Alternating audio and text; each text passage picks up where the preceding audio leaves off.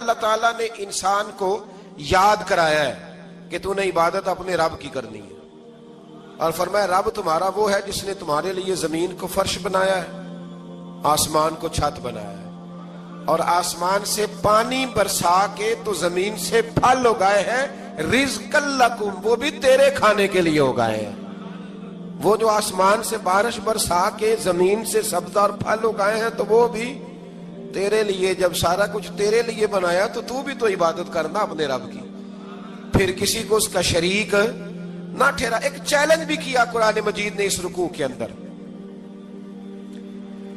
کہا کرتے تھے مکے کے لوگ کہ آپ قرآن مجید کی آیتیں نبی کریم علیہ السلام سے کہا کرتے تھے کہ معاذ اللہ آپ خود بناتے ہیں، بنا کے لاتے ہیں۔ تو اللہ کریم نے فرمایا وَإِن كُنتُمْ فِي رَيْبٍ مِّمَّا نَزَّلْنَا عَلَىٰ عَبْدِنَا فَأْتُوا بِسُورَةٍ مِّن مِّثْلِهِ، اگر تمہیں شک ہو نا اس میں جو ہم نے بندہ خاص پہ نازل کیا ہے تو تم بھی اس جیسی ایک صورت بنا کے لاؤ۔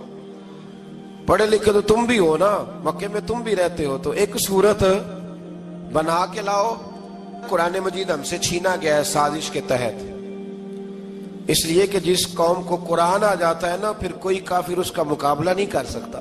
دیکھیں نا اگر کافروں کے پاس جواب ہوتا قرآن پاک کا تو بدر اور احد میں نا کوئی آیت بنا کے لاتے، قرآن کے مقابلے کی تلواریں لے کے نہ آتے، ان کے پاس جواب ہی نہیں تھا۔ اور قیامت تک کسی کافر کے پاس قرآن مجید کا کوئی جواب، قرآن کا کوئی جواب، قسم اللہ کی جواب کوئی نہیں، قرآن کا اس کا کوئی جواب نہیں۔ کیا بات ہے قرآن پاک کی۔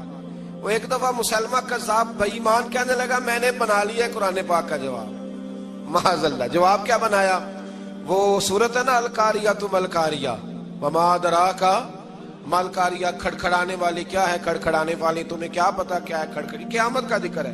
کہنے لگا میں نے اس جیسی سورت بنا لیا، تو کیا بنایا؟ الفیل ملفیل وما ادراک ما الفیل۔ کہنے لگا ہاتھی، تمہیں کیا پتا کیا ہاتھی، تم کیا جانو کیا ہاتھی۔ تو پاس جو اس کے اپنے بیٹھے تھے نا چیلے، وہ کہنے لگے چپ کر جا، سارے زمانے کو پتا ہے ہاتھی کیا ہوتا ہے۔ تو پاگل ہے، اس کے دو کان ہوتے ہیں، ایک سونڈ ہوتی ہے، چار اس کے پیر ہوتے ہیں۔ بیوقوف آدمی قرآن کا مقابلہ کرنا ہے تو کچھ چج کے ساتھ کر، پاگلوں کی طرح مقابلہ کرے گا، جوتے کھائے گا بھی، ہمیں بھی پڑھوائے گا۔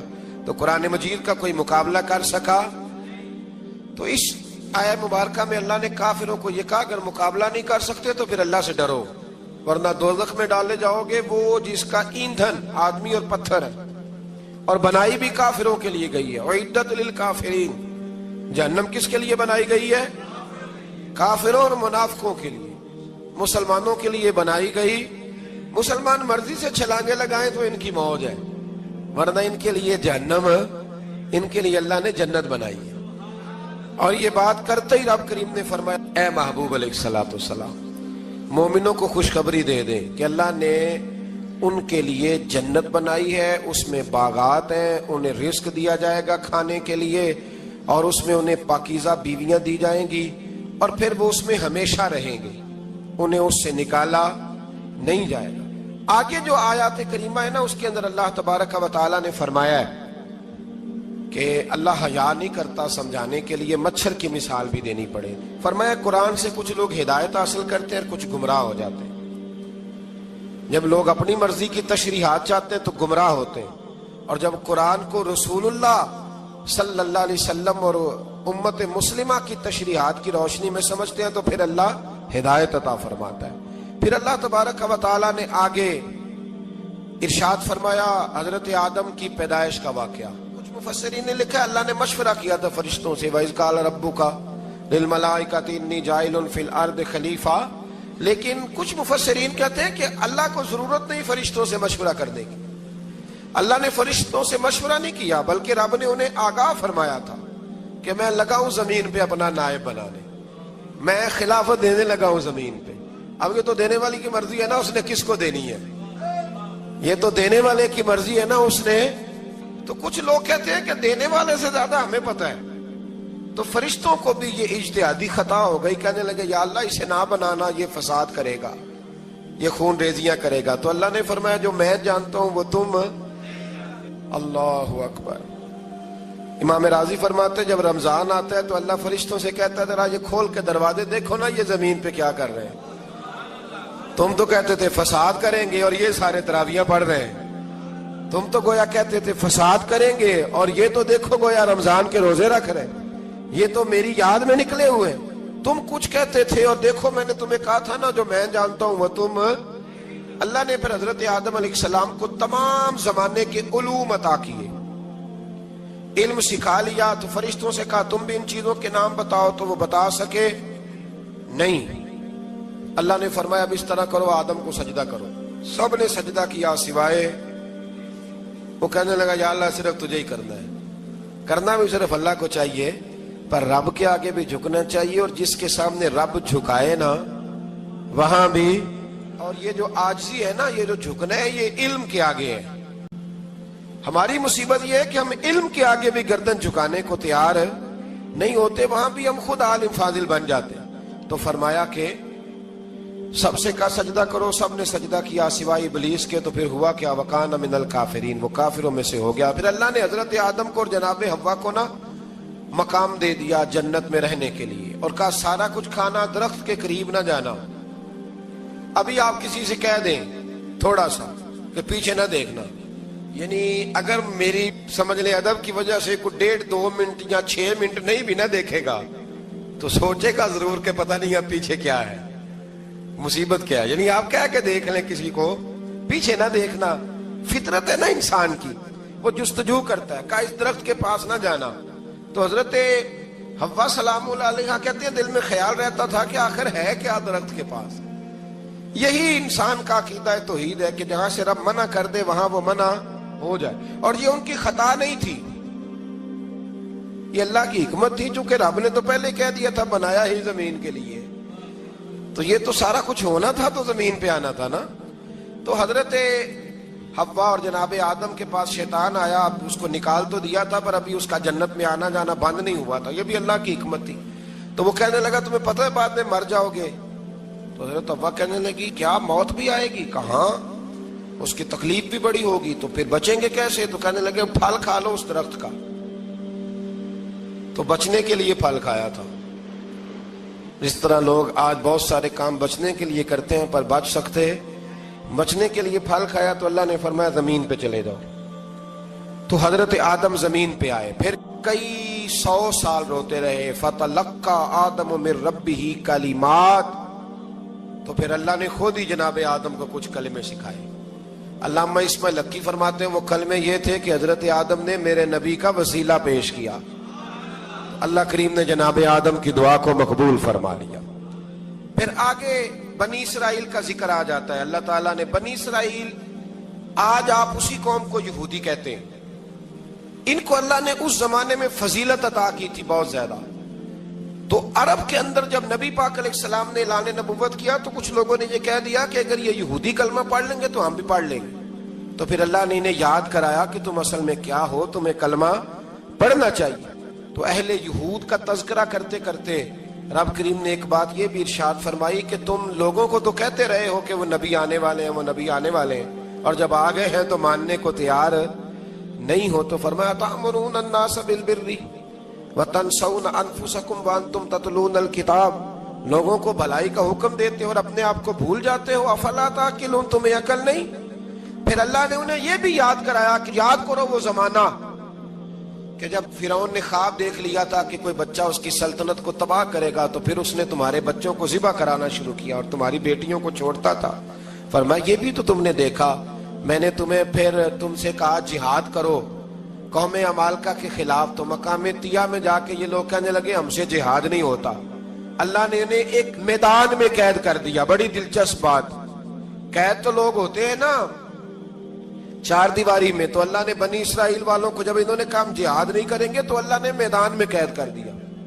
میدان میں, یہ یاد رکھیں, جب انسان اللہ کی نافرمانی کرتا ہے تو اسے ایسی قید ملتی ہے جس کا اس نے تصور بھی نہیں کیا ہوتا. ایک میدان ہے مقام طیہ, قید ہو گئے, سارا دن سفر کرتے تھے, سارا دن. تو رات کو تھک کے سوتے تھے, صبح اٹھتے تھے نا جب, تو وہیں ہوتے تھے جہاں کل صبح چلے تھے. تو رب جب کسی کو قیدی بناتے ہیں تو اسے زنجیروں کی, سلاخوں کی ضرورت.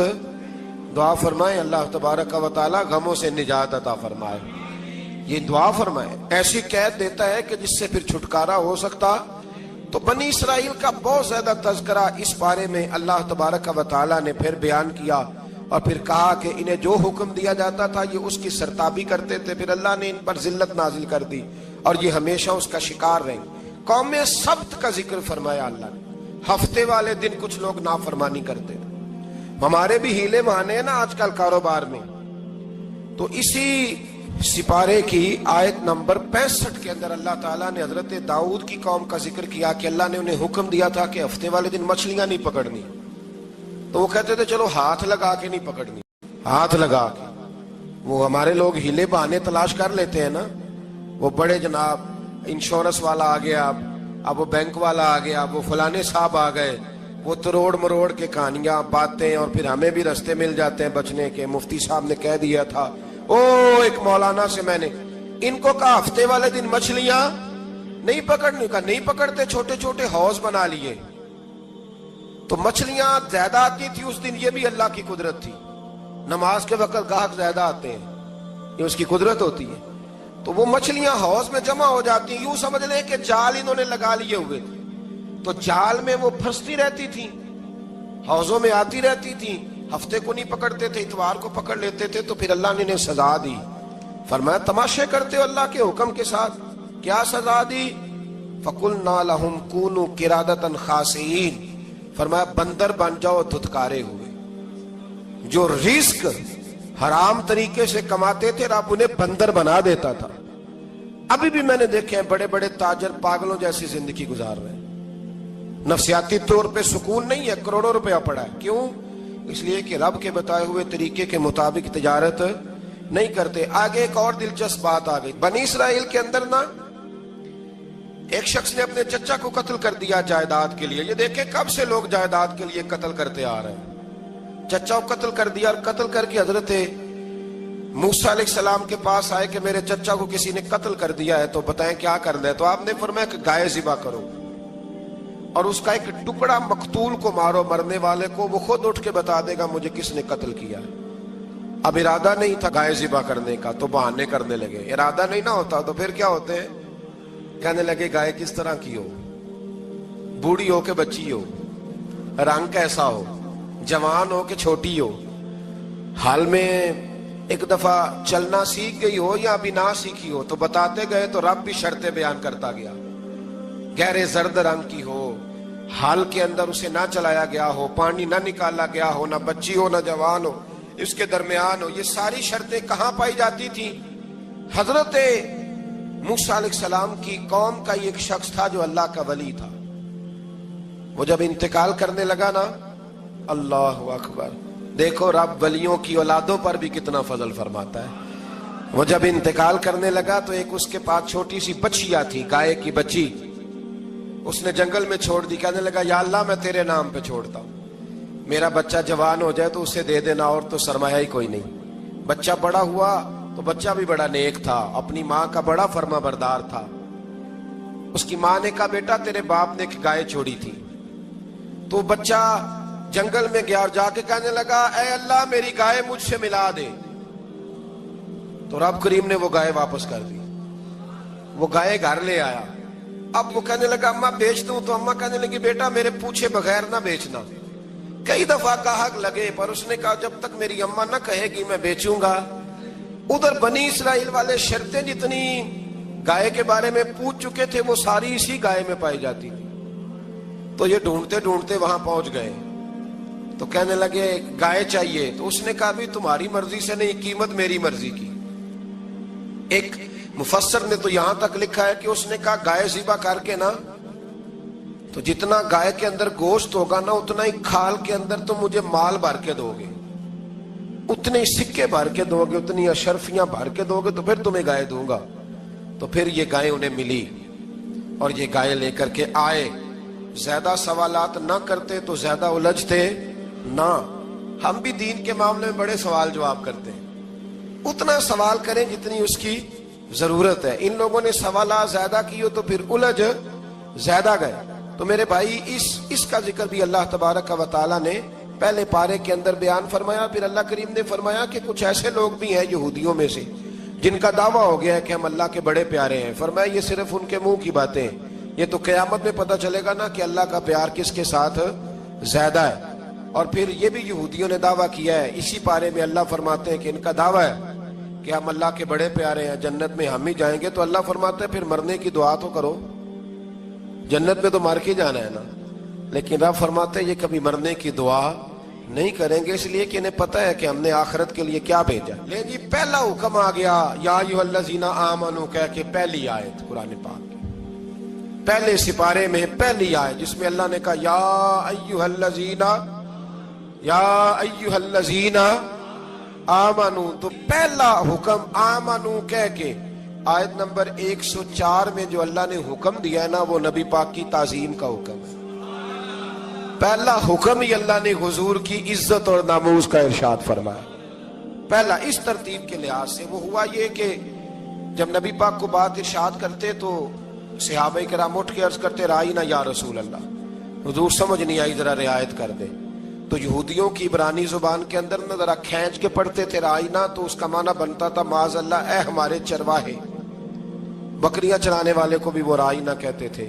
تو جب صحابہ یہ کہنے لگے تو اللہ نے منع ہی کر دیا، فرمایا میرے محبوب کے غلاموں، اس لفظ کے پیچھے چھپ کے، اس لفظ کے پیچھے چھپ کے لوگ میرے نبی کی بے ادبی کر جاتے ہیں، تو جس لفظ کا کوئی ایک معنی بے ادبی والا بنتا ہو وہ لفظ بھی میرے نبی کے لیے نہ کہو، لفظ وہ والے کہو جس میں کوئی بے ادبی کا معنی نکلے نہ۔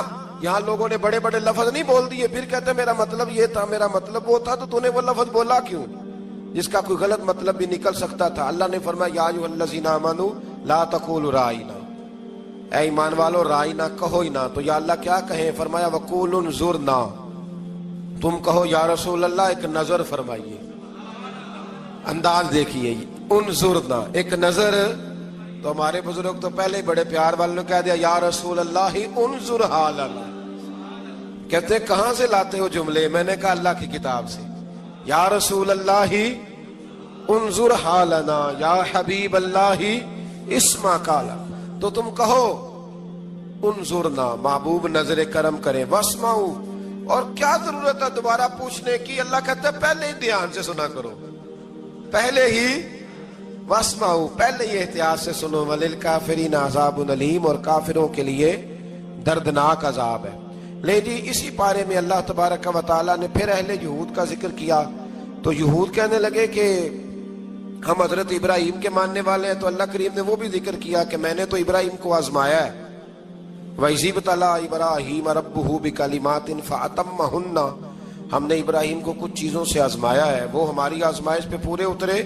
قَالَ إِنِّي جَاعِلُكَ لِلنَّاسِ إِمَامًا، تو پھر ہم نے انہیں کہا کہ ہم آپ کو پوری دنیا کا امام بنائیں گے۔ وہ آزمائش کیا تھی؟ آگ میں جانا بھی آزمائش، بیٹے کا نہ ہونا بھی آزمائش، بیٹا ہوا تو پھر اسے وادی غیر ذی زرع میں چھوڑ کے آنا بھی آزمائش، بڑا ہوا تو پھر ذبح کرنا بھی آزمائش۔ فرمایا جہاں جہاں آزمایا ہے نا، ابراہیم ہماری آزمائش میں پورے اترے۔ فرمایا تو مفت میں حضرت ابراہیم کی اولاد بنتے ہو اور ان کا نام لیتے اور ان کے ساتھ اپنا تعلق بناتے ہو، دیکھو تو صحیح وہ کتنی آزمائشوں سے گزرے۔ تو اس کا بھی اللہ نے اسی میں ذکر فرمایا۔ اور پھر وہ بات کرتے تھے حضرت یعقوب کی اور حضرت اسحاق کی، تو فرمایا وہ تو ہمارے اتنے خاص بندے تھے کہ وصال کا وقت بھی انہوں نے اپنی اولادوں کو نصیحت فرمائی تھی کہ اللہ کی توحید پہ قائم رہنا، اس کا ذکر بھی اللہ نے اسی پارے میں بیان فرمایا۔ اور جو حضرت ابراہیم اور جناب اسماعیل نے کعبہ تعمیر کیا تو اس کا ذکر بھی اللہ تعالیٰ نے اسی پارے میں فرمایا۔ فرمایا جب وہ کعبہ بنا رہے تھے تو کہہ رہے تھے ربنا تقبل منا، کہہ رہے تھے اے اللہ بنا ہم نے دیا ہے پر مہربانی فرما ہم سے قبول فرما لے۔